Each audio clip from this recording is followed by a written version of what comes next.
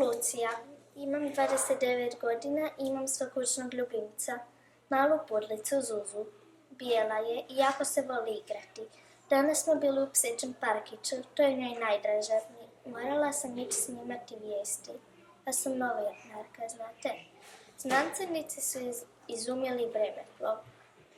Odjednom je vremeplov proradio. Otišli smo u prošlost.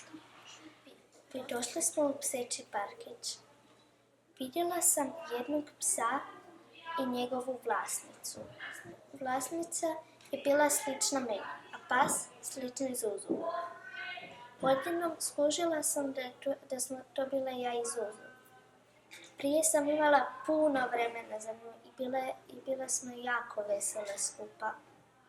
A sada više imam posao. Zuzu se igrala i skakala, bilo je jako zabavno.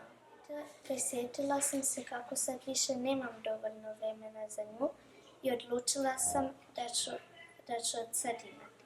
Znanstvenici su uspjeli popraviti vremeplov i otišli smo u sadašnjost.